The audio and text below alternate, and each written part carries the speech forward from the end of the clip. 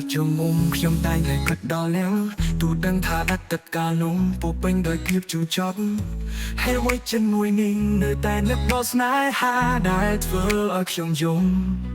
และស្នេហាដែលឈឺចាំគឺដូចជាចង់ត្រឡប់ទៅកន្លែងដែលធ្លាប់រងរបួនដឹងថាវាមិនល្អឲ្យฉันនៅតែទីទៅទីនោះប្រហែលជាខ្ញុំចង់ចាំអារម្មណ៍ល្អៗក្នុងខ្ញុំមានកាលពីគ្រានោះនៅពេលដែលខ្ញុំឆ្លងកាត់រឿងរ៉ាវទាំងនោះជាមួយគ្នា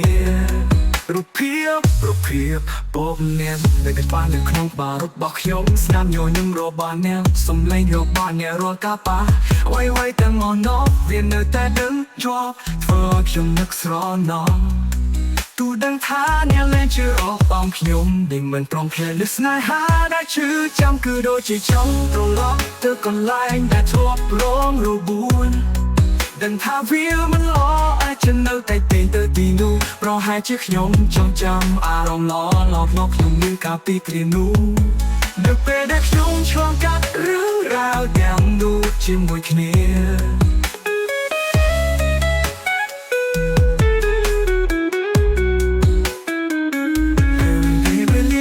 ជាអាចគៀបើអ្វីបានតែការនឹកដល់អ្នកវានៅតែចាំដល់ពេលដូចខ្ញុំលើស្នេហាដែលឈឺចាំគឺដូចជាចង់ត្រឡប់ទៅកន្លែងដែលធ្លាប់រងរបួន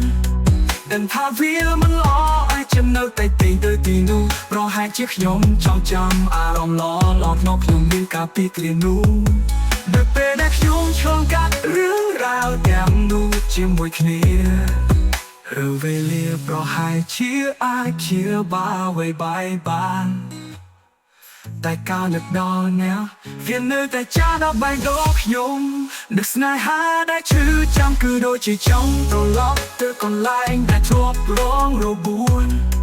ដឹងថាវាមិនល្អឲ្យฉันនៅតែទីទៅទីនោះប្រហែលជាខ្ញុំចង់ចាំអារម្មណ៍ល្អៗក្នុងខ្ញុំមានកាលពីគ្រានោះនៅពេលដែលខ្ញុំឆ្លងកាត់រឿងរ៉ាវទាំងនោះជាមួយគ្នា